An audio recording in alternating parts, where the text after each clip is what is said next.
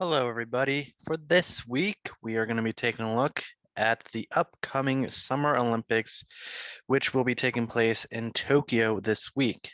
So for this video, like I said, I'm just going to provide you with a little rundown to get you prepared for all things Olympics and just some information so that you're prepared for what's going to be taking place over the next 2 weeks. So first up, we are going to be looking at the opening ceremony, which is just a few days away. The opening ceremony is on Friday, July 23rd. And so, like I said, it's taking place in Tokyo. So the ceremony on our time will be taking place at 7 a.m. Eastern time, which is 8 o'clock local time in Tokyo. So obviously, for some of you, 7 a.m. may be a little bit too early to check out the live coverage of the opening ceremony. However, there will be a rebroadcast on that Friday in a prime time slot starting at 7:30 p.m.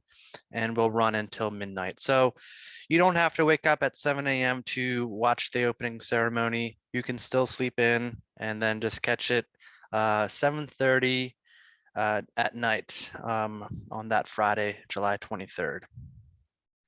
And so where can you watch the opening ceremony and all of the events that will be taking place over the 2 weeks? On the screen, you can see your options, but I'll provide you with a little bit more information on the next slide. So how to watch the opening ceremony, along with all the events, NBC will be carrying live coverage of the opening ceremony and all other Olympic events through their family of networks. So if you have the NBC channel, you can check it there. If you're into streaming, they have it on Peacock, as well as Fubo TV, which is another streaming network. Additionally, as part of their family of networks.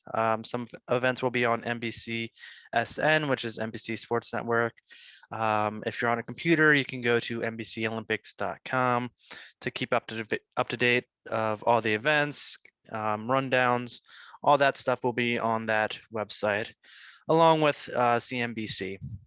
So there's a lot of options for you to check out all the events, all of the highlights, and it's just a simple Google as well. So you don't have to revisit this video. You can just always Google, where can I watch this event? What time does this event start? Google will then take you to the right sites for you to check out that information.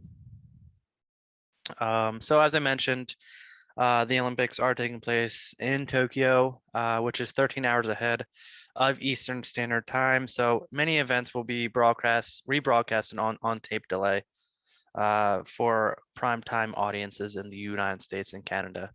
There are 42 Olympic venues that are spread out throughout Japan, and it's for all the events. And so there are 28 different sports that are going to be taking place throughout the Olympics. So yeah, so some events will be taking place at various times throughout the day, and with that 13-hour time difference, some events, most of the events that you probably will be watching are going to be rebroadcasted. So if you're really into social media, you might already know the outcomes of those events, but regardless, there'll be opportunities for you to check out everything that you want to watch during the Olympics. And some events that I'm just going to quickly review, and when the closing ceremony is. So traditional events that we all know, that we all know and understand that's going to be played this summer. Obviously, swimming. It's going to be a little bit strange this year with no Michael Phelps. We have track and field, which is going to be a little strange without Usain Bolt. We have gymnastics with, Simone Biles coming back. Beach volleyball, which is, a very popular summer activity, summer sport. And we also have soccer. And some unique events that, we might not know are summer Olympic events that would be taking place this Olympics. We have 3-on-3 basketball. We have climbing, which I believe is the first time it's going to be played, I guess, or first time that it's going to be happening during this Olympics. We have handball, and I think skateboarding is also new for this Olympics as well. So some pretty cool events to watch this Summer Olympics, which I'm very excited about. So also the entire Olympics is about 2 weeks. Like I said, the opening ceremonies are Friday, July 23rd, I believe, and the closing ceremony is Sunday, August 8th. And for the next few slides here, I'm just going to go over who to watch. So some athletes that you might want to check up on and follow throughout the whole 2-week timeline. And some of the people that I will cover, obviously most of them are USA, but some of them that I will mention are from other countries, just so you know who to check out and who to watch and see if they accomplish what they're setting out to do. So first up, obviously, very popular is Simone Biles. She is the most decorated American gymnast and is widely considered to be the greatest and most dominant female gymnast of all time.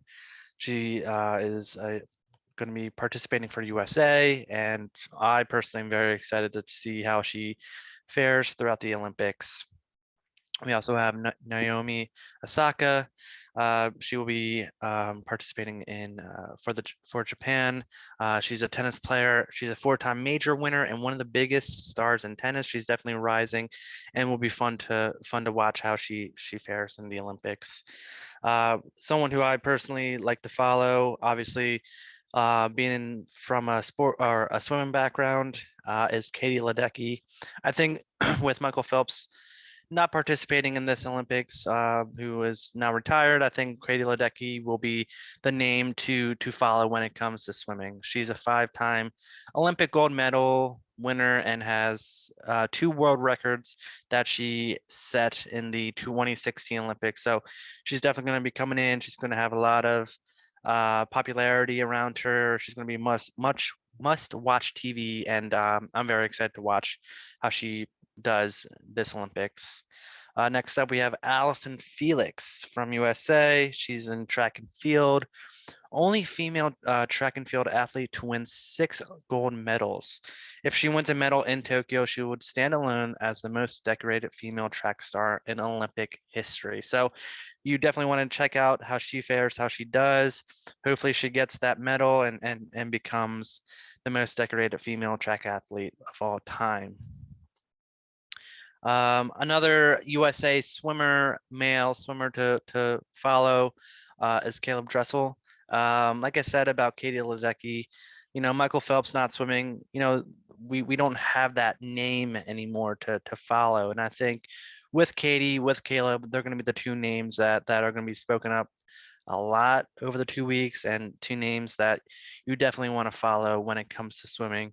Caleb has 2 gold medals and a world record in the 100-meter butterfly, and he could be the next big thing when it comes to swimming now that Michael Phelps is retired. Following Caleb, we have Nyjah Huston, and as I mentioned, skateboarding, I believe, is new. Yeah, it makes its Olympic debut in Tokyo, and Houston is one of the sports icons, and I think it's going to be really fun to watch skateboarding being a Olympic event. So I'm really excited to see how Nyjah does, and what skateboarding looks like on TV and how it does in the Olympics. So he's also a part of the USA team, so I hope he fares very well. Following Nyjah, we have, forgive me if I pronounce this one wrong, Jean Gard-Brett. A tough name to pronounce, but it's there on the screen. She's going to be participating for Slovenia. And like skateboarding, sports climbing is new to Olympics. She is 22 years old and is one of the best sport climbers on the planet.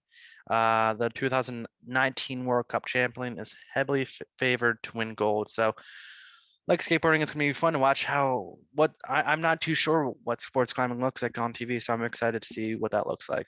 And then Just the last one that I'm just going to touch up on is Sky Brown, who will be for Britain, skateboarding once again. What makes Sky kind of stands out from the rest is that she's only 13 years old, making her the youngest ever Summer Olympian.